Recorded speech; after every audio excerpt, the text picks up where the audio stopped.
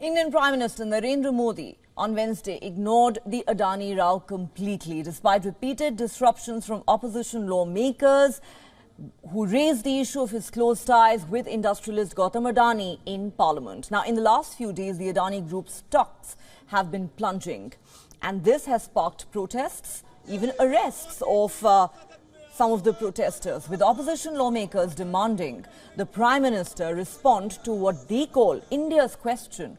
The lawmakers allege the government has been silent because of the Prime Minister's close ties with billionaire Gautam Adani, who is currently in the line of fire. Now, Parliament has seen repeated disruptions over the last few days over the Adani row. The opposition's questions in fact, were also with regard to the contagion risks from the sharp plunge in Adani firm's share value, especially the risk to Indian banks and the government-led life insurance corporation from their exposure to the Adani group. The Indian empire has lost over $110 billion in market value in just the last 2 weeks, since a US short seller's critical report was published on the 24th of January. Concerns have been raised in various quarters about the Adani group, including about exposure of lenders to these firms.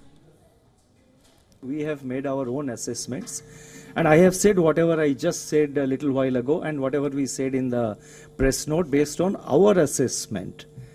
The large exposure guidelines prescribed by the RBI are fully complied with by all the banks.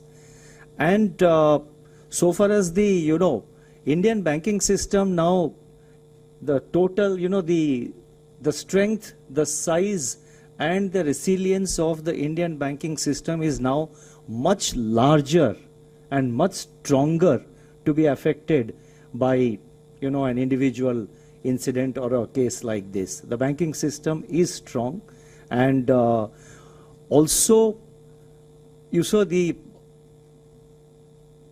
I think this whole perception is coming because of the market capitalization of the shares of the group.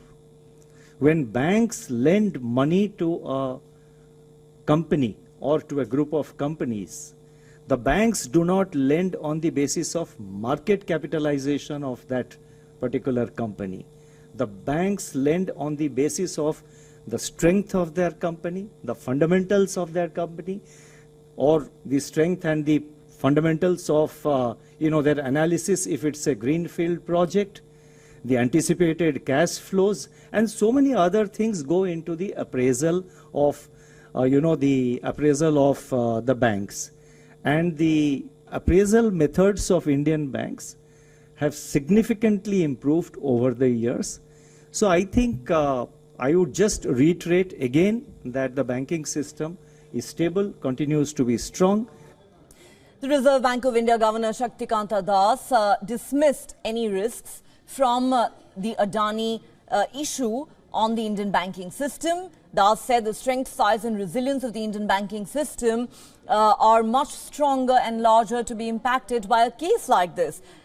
He was, of course, talking about all the recent developments pertaining to the Adani group that have landed the group in trouble. Since Tuesday, Adani shares have recovered somewhat and stalled an 8-day plunge. The resurgence in the shares continued on Wednesday. Solid earnings releases from the group's firms and the empire's decision to prepay loans to the tune of over $1.1 billion have boosted investor confidence. Adani Wilmar reported a 16% increase in quarterly profit on higher demand for its cooking oil and packaged foods, and said Hindenburg Research's report had no bearing on its operations. The shares of Adani Enterprises surged nearly 20%, and Adani Ports and SEZ stocks jumped over 8%. Adani Power, Adani Transmission and Adani Wilmar stocks each rose 5% on Wednesday. Only two of Adani's listed firms' shares continued their fall. The group's move to prepay loans was to restore confidence after some banks stopped accepting Adani securities as collateral in client trades.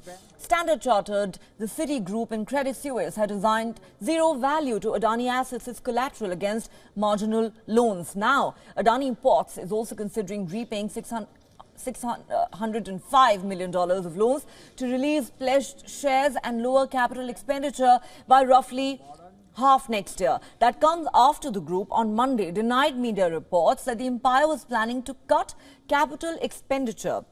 Is this a turning point in the Adani versus Hindenburg row? For now, there is some respite, but sustained recovery in Adani stocks is needed to boost investor confidence in the long run.